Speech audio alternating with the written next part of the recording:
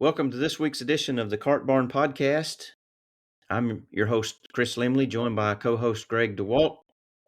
Greg, tell us a little bit about this week's podcast with Conner Godsey. He's not going to be a household name. He's went to high school at Lauderdale County, was a good player, not a great player, went to Wallace State and Montevallo and ended up his college career at UNA, University of North Alabama. And he's just continued to get better and better since he got out of college. I think it's interesting, he's grinded on some mini tours and then he got status on the PGA Tour Latino America and had a stint on the Corn Ferry Tour and then was just missed getting back out on the Corn Ferry Tour last year and played on now it's called the PGA Tour Americas, which was a combination of the Latin America Tour and the Canadian Tour. He's about to go to second stage of Q School down at Kinderloo Forest in Valdosta. Fantastic guy, comes from a great family. His sister was a standout high school basketball player, played in college also. So it's just an interesting story, and we're going to hear him talk a little bit about grinding away in places like Brazil and Colombia and up in Canada. So excited to talk to him and get some insight onto how it is on those developmental tours. So let's jump right into Conner Godsey. Welcome to this week's Cart Barn Podcast. We're joined today by Conner Godsey. Conner, welcome to the podcast. Thanks for having me. Happy to be here. Conner, welcome. Yeah, welcome. We're glad to have you, and looking forward to hearing some of the stories you've got going on. You and I actually are double alumni. You played at Wallace State and at UNA, so go Lions on both sides. Yep, that's right. I didn't know you went to Wallace State as well. I did. Nice. I didn't know that. Yeah. There we go. He was a star at Wallace State. Yeah. You know what a star is? It's a big ball of gas that burns out. But hey, it burns. Yeah. It does. So, Conner, why don't you kind of just take us through a quick summary, how you got to where you are today? Because I remember you playing up at Lauderdale County High School and then going on to Wallace. I'm not sure in high school, did you see that trajectory coming? And when did you kind of decide to devote yourself to golf full time? Yeah, so I started really getting into golf around 7th or 8th grade, and kind of fell in love with the game then. I remember hitting a hole-in-one when I was 14, and that kind of did it for me. Haven't had one since. Been close a lot, but haven't had one since. Wow. But yeah, I remember that being just kind of the point where I just really was all in on golf after that happened. But yeah, played through high school, and was certainly not a world beater or anything like that. But I wanted to play and keep getting better, and that's pretty much all I knew I wanted to do. So I ended up going to Wallace State, which was, I didn't have a ton of choices really, but I figured I could go there and then keep getting better and see where that would take me. But yeah, I went to Wallace State, played fine there, but more importantly, felt like I was getting better as the years went on. So then I transferred to Montevallo from there, played a year there, and then I wanted to go to UNA straight from Wallace State. But Stuart Clark, I guess, didn't think I was good enough. But no, went to UNA the following year, and had a great time there, and kept getting better throughout all this, and turned pro after I finished at UNA, and which was, I guess, I technically turned pro in December of 2014 and have been playing and trying to get better ever since. Tell us about your hole-in-one. What club was it? A Wheeler? Yeah, it was at Joe Wheeler, number 3. Oh, that's a good one.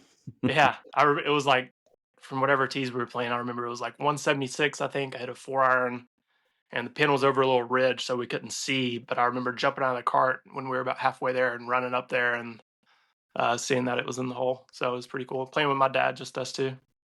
Nice. Hmm. You always remember those shots. Mm-hmm. Yeah, so vividly. Yep. So, when you got to UNA, what was you played for Jason Vaughn, I think, right? Mm-hmm. His first year as a It coach. was his first year, yeah. How much and how much had your college journey? How much did you improve at each stop? I mean, I felt like I got a whole lot better throughout those years. I don't know if I got better one place more than the other, but I mean, I worked at it really hard throughout all those years. Golf was definitely the forefront of my focus, and school was not. Um, but yeah, I mean, I felt like I got a lot better throughout each of those years, um, and matured as a person, as everyone does throughout college. Um, but yeah, I mean, I worked hard, kept learning. Started working with his name's Rob Akins, who was in Memphis at the time. Mm-hmm. Started working with him throughout that, and he really helped me a lot, and helped me learn a lot about the game, and helped me build up my confidence, and to a point where I felt like I could give it a go after college. So Connor, it sounds like that was the plan all along, was to give the professional run a go. Was there a point either before UNA or during your time at UNA that you gained a little bit more confidence in, like, I really can do this? I was honestly just so focused on getting better. Um, And so there wasn't really a point. I just really just had just faith in myself that I knew that I would work as hard as I needed to work, and that I had so much room for improvement that I would eventually get good enough. And still have that faith in myself that uh, I mean, I'll do the work that I need to do, and still have plenty of room to improve in all aspects of the game. But yeah, I mean, there wasn't really a point where I like won a couple tournaments or something and was like, all right, I'm ready. I can do this. But it was more so just like the long term kind of faith in myself to put in the work and just keep Yeah. getting better. So after finishing at UNA, what was the first events, or the progression from there? So I stayed amateur through the summer and played just some amateur events. And then I went down to Florida and West Palm Beach and stayed with my cousin through the winter, and played just mini tour events down there, 1 or 2 day events. And then in 2015, I went to PGA Tour Canada Q School and got through there and that was really my first year playing on Canada. I think I played 9 tournaments, made one cut, like $800 or something. But that year definitely taught me a lot of how to travel, just kind of being on my own, having to figure things out, practice rounds, all that sorts of thing. But yeah, so that really kind of got me in it and learned a lot that first year for sure. What going back to the mini tours? Do you remember cashing your first check, and what was that like? How much? Yeah, I don't remember exactly how much. I mean, I think I finished in the money, but like way down, and it was probably like $250 or something. And I remember I kept like a $5 bill from it after I like cashed it and just kept a $5 bill from it. And I have it somewhere. I don't know where, but I have it somewhere from my first check. Pretty exciting moment though, even though it was for like $250. Well, Yeah, I mean, sounds better than money. even though I definitely still lost money for the event, it was still cool to like officially cash a check. Yeah. What's I mean, was being on the Canadian tour, I mean, was that really an eye-opening kind of experience for you? Just you mentioned learning how to travel and being on your own. Tell us a little bit about that. Yeah.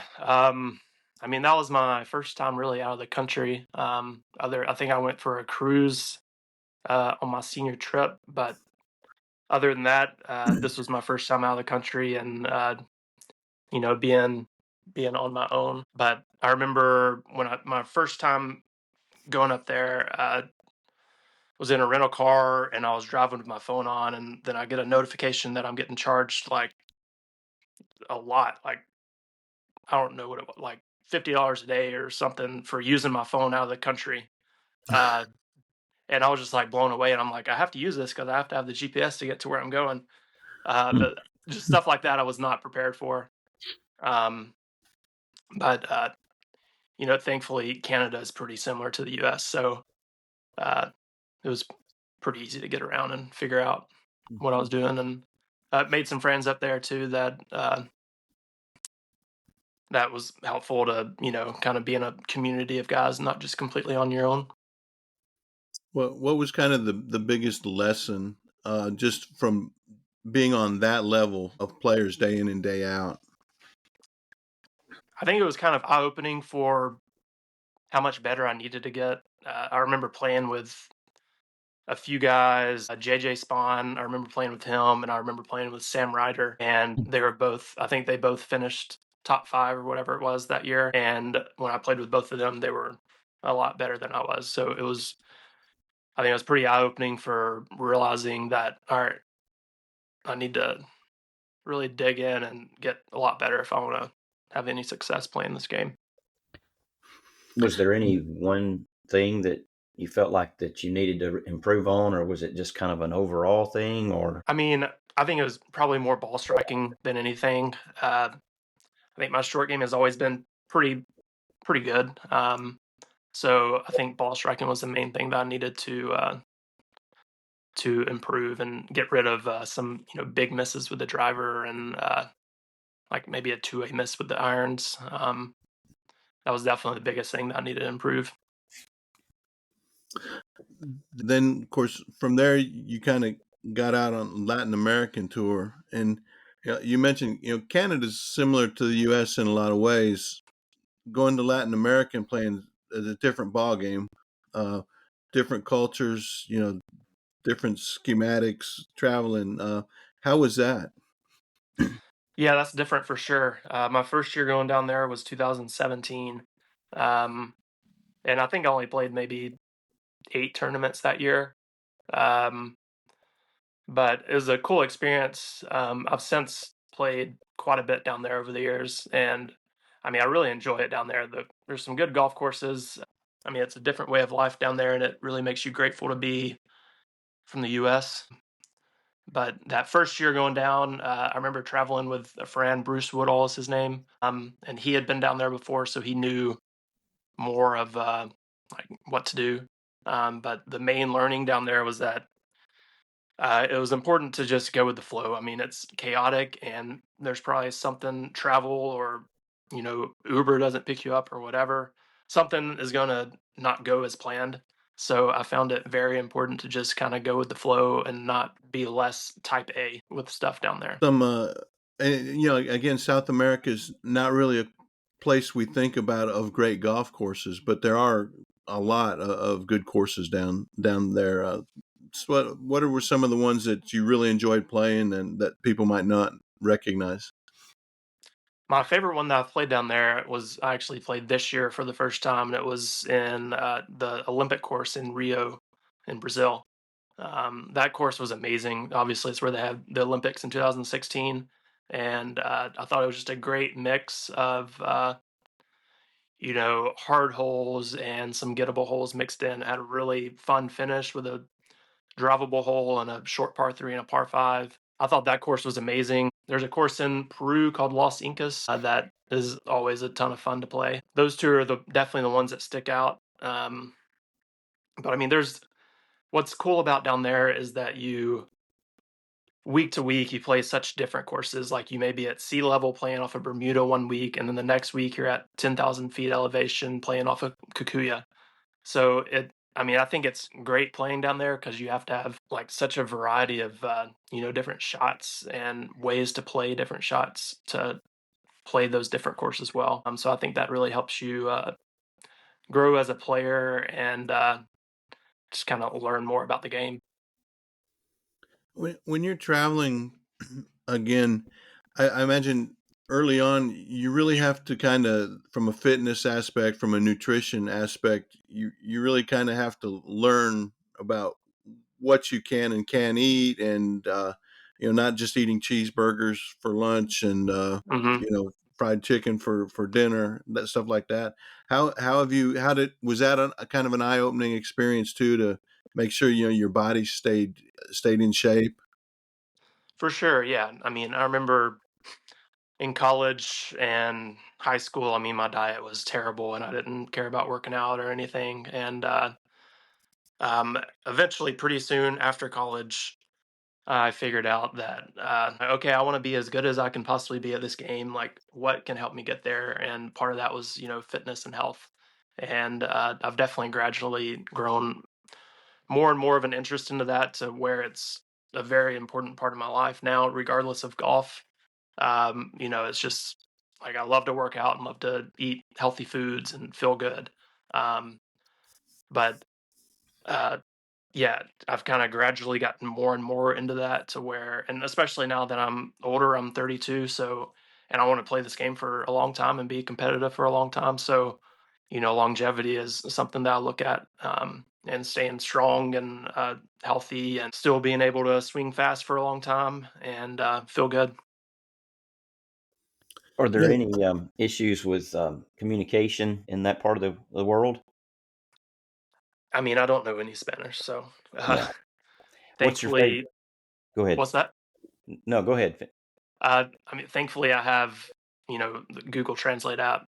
Oh yeah. Um, and one of the years I played down there, that I traveled with a guy named Michael Budicavoli, and he is fluent in Spanish, so that was very easy. Anywhere I was with him, and he just did all the talking, and that made it that made it great. But it was a little embarrassing to for how much I've played down there and how much Spanish I don't know.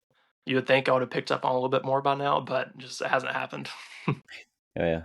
What's a favorite dish from there? That's tough. Maybe lomo saltado in Brazil. It's like a beef stir fry with potatoes, rice. It's pretty good. Yeah, Mm. yeah. There's a lot of good food down there, and usually pretty cheap. Get some really good steaks in Argentina. Um, Colombia has good food. Yeah, there's a lot of good food down there. Obviously, tacos in Mexico are hard to beat. Mm. Hmm. And then this year, it was a combined tour, Latin America and Canadian tour. Was it difficult just jumping back, from Latin America into Canada and playing in different, conditions? I mean, not.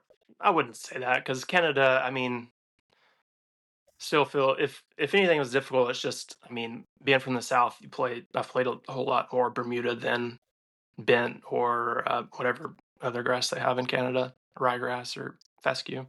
Um, so, I mean, if anything, that is a little just chipping out of the rough, stuff like that, or hitting full shots out of the rough. Just kind of have to adjust to a little bit. But I think we had a month in between Latin and before Canada started. Um, but then, I mean, once you're in Canada, it seems to be pretty similar conditions basically every week. So it was pretty easy to get used to from there. From from somebody who plays in your situation, you're in second stage coming up of Q school.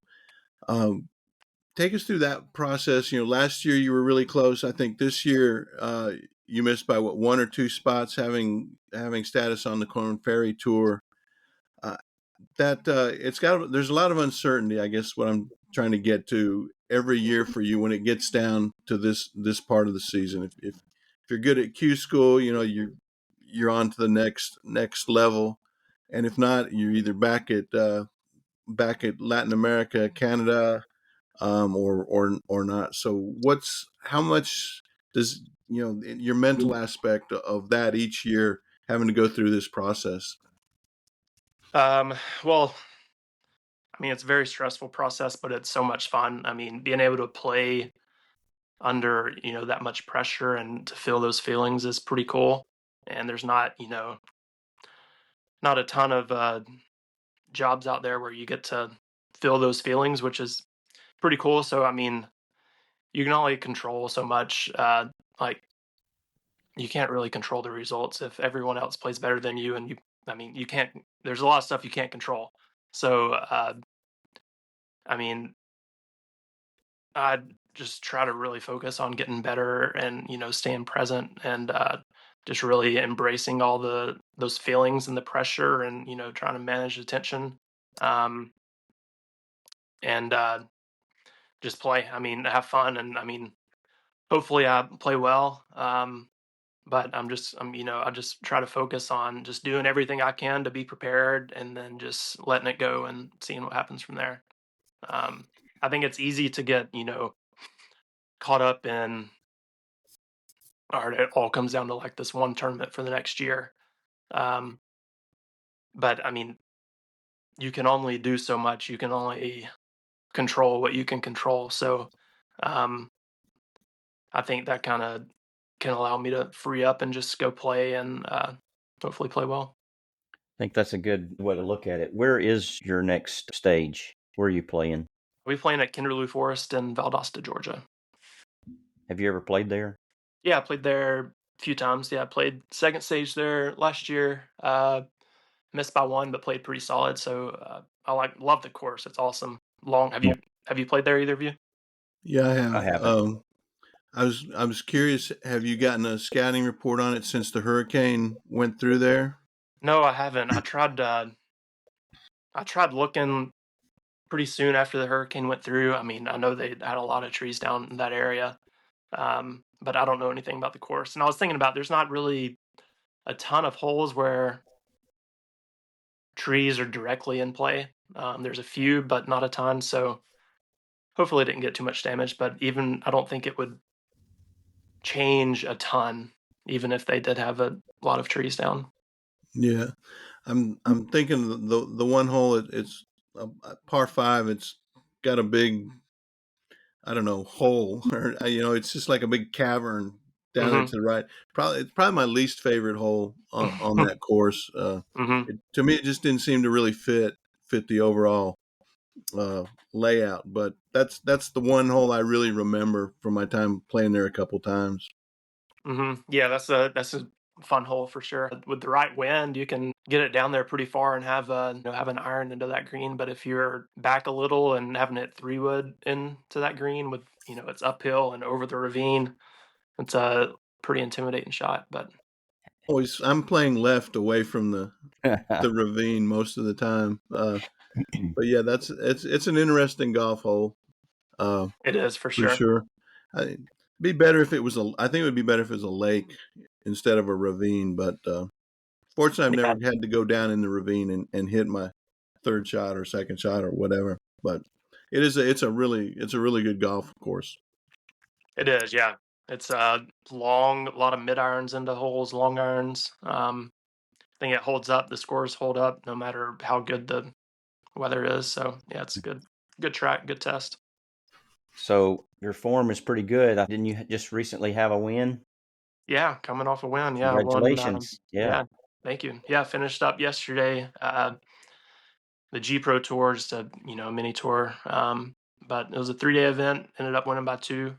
So yeah, that was good. Felt nice to win. It's hard to win at anywhere. At any level, Um, correct. Yeah. yeah, and I had a 4-shot lead going into the final round, and then found myself 3 over through 5 holes and tied for the lead all of a sudden. So it made it pretty hard on myself, but it was nice to overcome some adversity and hit some good shots coming in and get the win. Sometimes those are the best wins when you've got a lead and you lose it and you really have to grind. It's not like you went out there and just blew away the field on in that final round. Yeah, no doubt. I think you learn more about yourself and can really get better in moments like that rather than if I'd gotten off to a good start yesterday and just kind of cruised in for the win. I think you definitely get that would have been less stressful for sure, but probably wouldn't have gotten as much out of it. And really playing these mini tour events, I mean, that's what you want is to get as much out of them as you can as and get better from them as much as you can. When I'm assuming you have status for next year, given you're finished this year on the Canadian Americas tour, I guess they're calling it now. Hmm. What from if you get through second stage, you'll have status on the Corn Ferry Tour. Is that the way it works? Right. Yeah. I'll have, after getting through second stage, I'll have for sure conditional status, and then just depending on how you play at final stage. I think top five obviously is PGA Tour status, and then I think the next 40 get full Corn Ferry status, and then beyond that, it's all conditional status. You've and I know you've kind of been in the conditional status before. I mean, how difficult is it in that process to set a schedule to just plan your season or plan the next 2 months or 3 months? Actually, both years I played Corn Ferry, I had full status. I played well at final stage both of those years, so I think I was guaranteed the first 8 events the first year I played, and then in 22 I was guaranteed the first 12. And then being guaranteed that many, it's not very difficult to make enough points to be good for the rest of the year. So luckily, both of those years I didn't have to uh, worry too much about getting in tournaments or not. But I know from a lot of friends that've had conditional status and not knowing when they're going to be able to play next, it's pretty tough. Compare your time spent on the Corn Ferry to playing Canada and Latin America. Um, I mean, Corn Ferry is definitely deeper fields. It's tougher, um, but it's not really. There's just such a fine line between any level you go. Even, I mean, maybe I would say maybe the top 10 guys on the PGA Tour, like they're probably noticeably better than everyone else. Uh, Outside of that, I mean, it's just such a fine line. Like you could probably like randomly pick somebody from the G Pro event on the range yesterday, and I mean, they can compete with a lot of the PGA Tour guys. So it's just such a fine line, but just a little deeper every step you go up. Um, and but I mean, everyone's getting better. The Canada swing this year was definitely the most competitive I've ever seen Latin or Canada be. I mean, these kids coming out of college are just so good and ready to play. It's pretty impressive. So I think it's getting even more. The tours are getting even closer uh, together as far as the difference between each. You mean like the amenities and the way they're run in addition to the competition, or Well, that's a little different. I was talking just competition. The amenities, I mean, definitely better on Corn Ferry Tour. I mean, you have player dining every week, and on the Americas Tour, I mean, there's just they don't have as much money to work with. I mean, I know they're operating at a loss, so there's a lot of things that they're not going to do that we'll be on our own for. Um, but I mean, overall, they do a good job with it, especially the Canada half. I mean, they have more resources there, so like we have. There's usually a gym that we could go to every week. They would have some player dining for us. We had Pro Vs for range balls in Canada, which was nice. Um, so I mean, but then on the Corn Ferry Tour, there's just I mean, better courses, better practice facilities. Have player dining every day, every week. And then I assume on PJ Tour, it's a lot better. I've played one PJ Tour event, so got a little experience and with that, and that was awesome. But I would imagine, courtesy cars and all that will be pretty nice. what event was that you played? That was the RSM in Sea Okay. Island in 2022. Yeah, it was Uh, cool. the your travel and do you stay with host families at all, or are you always in a hotel every week? Can you Yeah, just I try to get Airbnb as much as I can just so I can cook what I want to cook. Um, so I think Canada this year, I think I stayed in an Airbnb every week. Um, usually with usually with a couple friends, or my girlfriend came to a few events this summer, so it would be me and her. Um, but yeah, I try to stay Airbnb as much as possible, just so I can kind of do my own thing, cook what I want to cook, and yeah. From a financial aspect, you finish, you make a check in on the Canadian tour, whatnot. You still have to be pretty high up to be making expenses and everything. How does that work for you? Do you have some sponsors that help you out? Yeah, it's kind of a mix between what I make on the course and a few sponsors that help me out, just kind of as needed. Yeah, pretty thankful to have the support. I mean, obviously, it's expensive to try to make it playing this game, and I mean, it would be impossible to do without support from others. In your sponsorships, are there, like, do they get a certain percentage of what you win after a threshold, or they just, we're just helping you out? No, they're just helping me out. Yeah, I know of quite a few guys that have done kind of an investment type deal where they sell like shares of themselves to sponsors, and I know that's one way of doing it. But luckily, I haven't had to do it that way, and have had some good sponsors over the years. Are you constantly or continually trying to look for new sponsors, or what kind of goes into the sponsorship? How do you find them, and you know what uh, what what is their involvement? Just like friends and family, word of just people that I've met over the years, whether in pro-ams or at tournaments, or just random, however. Um, and usually, I mean, the guys that I've worked with have been just very just want to help and want to be a part of it. So I mean, basically, I haven't had any like companies that I like wear a logo on my sleeve or whatever. So it's just been individuals that have helped and that I've built a relationship with, that are good people, and whether they're helping me out or not, I would stay in touch with. Nice. Mhm. Until you get to Augusta and playing in the Masters, then it's going to be like you're going to have to find a bunch of tickets, stuff like that for them, right? The Open, Oh yeah, no doubt. I will the happily do that. Yep. the trade off. Hmm.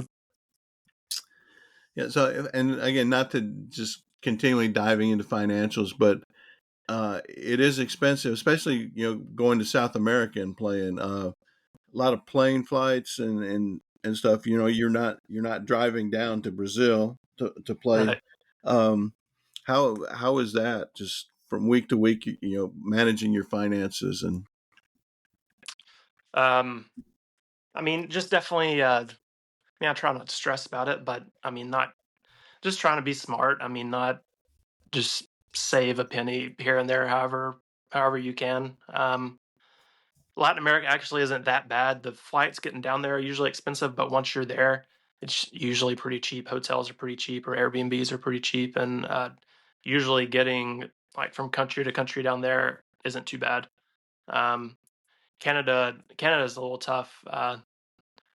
Just hotels and everything are pretty expensive, and I mean flights have just gotten really expensive over the years, I guess. But um, yeah, I mean, staying in Airbnbs, obviously, with friends or whoever always helps. But just kind of always looking. There's just little things you can do here and there to save a little bit of money. Then try to it. Maybe play some Monday pro-ams that you can get a couple $100 or something. Stuff like that Mhm. will help. So you're just coming off of a win, and you've got second stage coming up. How much time you got between now and second stage? Second stage is first week of December, so still got I guess a little over a month. Okay, so what's the schedule looking like between now and then? So I'm playing another G Pro next week. Um Playing a Florida Professional Golf Tour November 16th and 17th. Doing the RSM Monday qualifier, and then we'll probably just be home after that. Just probably, I mean, living in Jacksonville and Ponte Vedra, there's a lot of professionals that play there. So I'm sure there'll be some other guys that are playing in second stage. So we'll get some good games there and be able to somewhat simulate tournament rounds. You have access to Sawgrass, don't you? Well, you have to have Corn Ferry status or above to have privileges out there. But I joined the Valley course just as a regular member, basically, where I can still play the Valley course and practice out there and still able to play with my friends that are out there and have some good games. You ever play across the street at Sawgrass Country Club? I have. It's been a while, but I have played out there a few times. It's a fun course. Always Yeah. in good shape. Greens are awesome.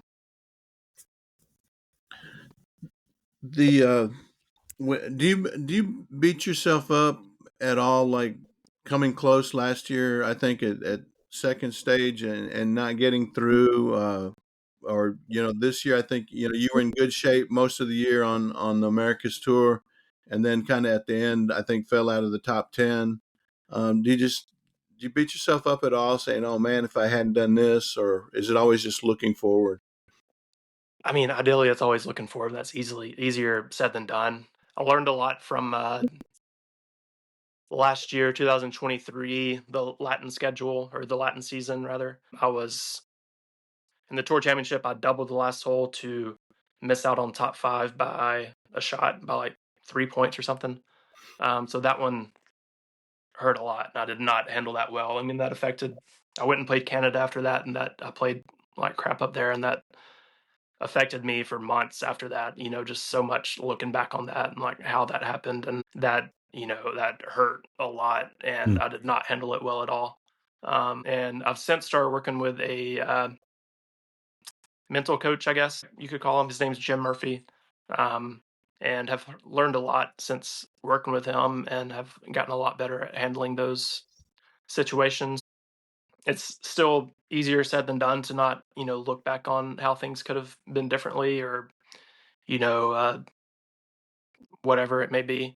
But, at the end of the day, I think just focusing on getting better and growing the belief in myself and, the belief of what's possible and keep trying to, grow that as much as I can is important. And how you handle those setbacks or letdowns, I think, is very important for that.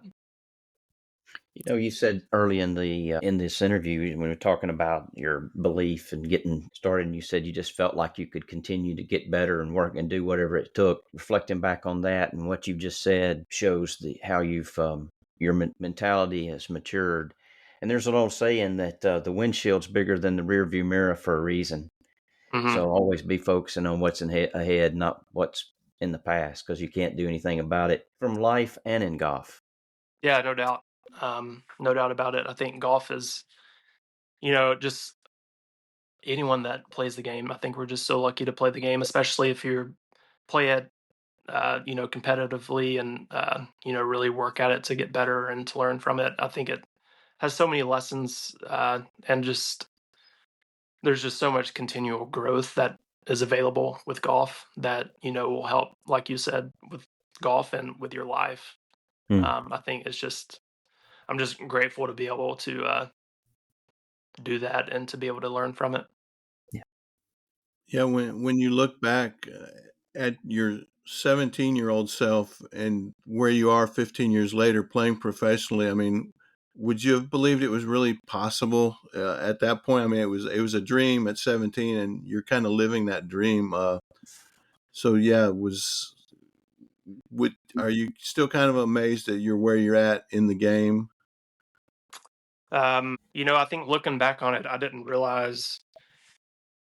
I mean, I knew that I wanted to get better. I didn't realize like how much better I needed to get. I have gotten a whole lot better, since then. I think it was always, it just always seemed like so far in the distant future that uh, it just never seemed like I don't know if attainable is the right word, but it just always seemed like just so far away. Um, but I mean, I'm still not where I want to be. But I still, I love getting better at it and competing. Like this mini tour event, I mean, it's I won a little bit of money, but it does nothing for my career. But just competing in that, I just absolutely love it. Just love playing and love competing and love being in those situations. Feeling the nerves, whatever tour it's on, and just glad to be able to do that and hopefully keep getting better and keep moving up.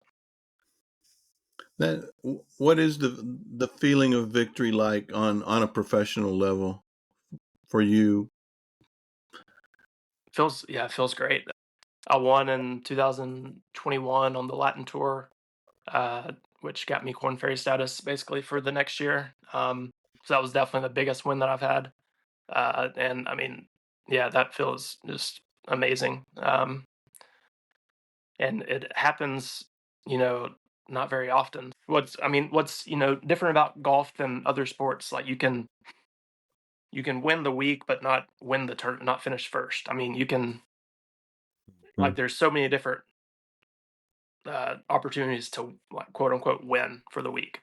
Whether it's not playing well but making the cut, or finishing top 10 or winning the event.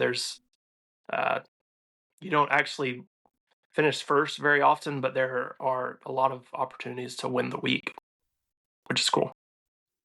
When you won on the Latin America tour, is it a sense of almost like vindication for the process of getting there, or is it relief that finally I've broken through? Is it a little bit of both? A sense of, hey, I belong out here, kind of validating that aspect of it. Yeah, I mean, kind of all of the above. It's validating, it's motivating, it's builds confidence, encouraging. And I mean, like even yesterday, winning is against a smaller field and not as an important event as the Latin event was, but still, I mean, it's just super encouraging and kind of motivating to keep getting better.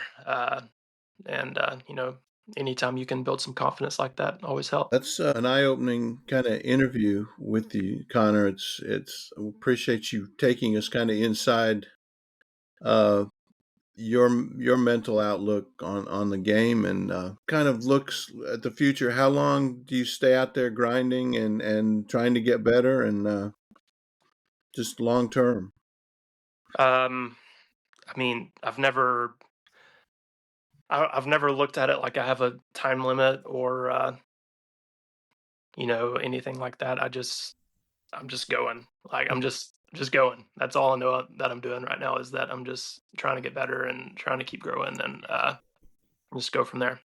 Stuart Sink's referenced him to, and we've had him on twice, and in both times he's mentioned he's just trying to get better every day, and that he Hmm. hopes someday to have some success in the game. And that's just the way this game is, and it's just you never perfect it, and you just continue to. That's part of the joy is just continuing to work to get better. So commend you for that. Hey, if we could run through real quick, let's do it. What's in the bag? Um, Um, all Titleist, Vokey wedges. I play the T100S irons, 4 through 9 iron. I got a hybrid and the TSR3 driver, and I don't have the new driver yet. I hit mine pretty good, so not in a hurry to get the new one. yeah, And then a Scotty Cameron putter. So yeah, all Titleist all the way through. Been with yeah, Titleist for since college, I guess, and yeah. they've always been good to me. So yeah, it's Are good. you a Pro V or an X guy? Pro V, I played the left dash for years, and actually just switched to the regular Pro V. Was that what was the reasoning behind that? Because I like the left dash myself. Oh, really? Yeah. Yeah, So the dash, as you know, is high launch, low spin, um, and I just honestly, I kind of wanted to hit my irons a touch shorter and not have. I just sometimes I would just kind of munch on the irons and they would go too far, and so I was kind of wanting to limit that a little bit, have a little bit more spin on the iron shots. So it's been good with that ball. It's funny you mentioned that. I've perfected the top 3 wood as I've gotten older. Hey, you never But know when you're going to need that shot. Yeah.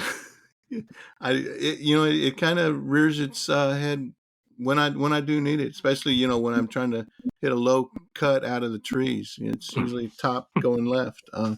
It's a good shot for the handicap. It is. No, The magic. I mean, are you a big analytics guy? I mean, are you always poring over your stats and hitting a shot and then looking right back at the TrackMan or whatever to see your metrics? I'm not. No, I'm still somewhat old school in that. I don't keep stats. I don't know, maybe I should, but um, I mean, ideally, like when I get to the PGA Tour, I would like to have somebody that does that for me. Where, you know, I mean, they have all the strokes gained stats, all that. I just don't want to look at it myself.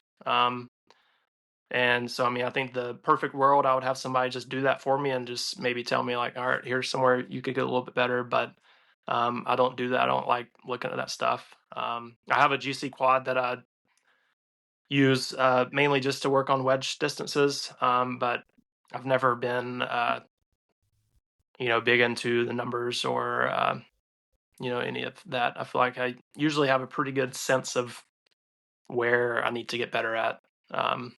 But at the same time, always open to learn.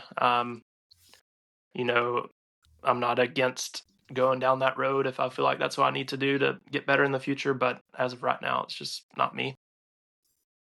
I think most of us kind of know what we need to get better at. When you're Hmm. playing, especially as much as you play, you can probably tell when your game is a little off, whether it's your irons or your wedges or your putting. Right. Yeah, for sure. I guess the stats probably just would confirm whatever deep down that you need to work on or get better at.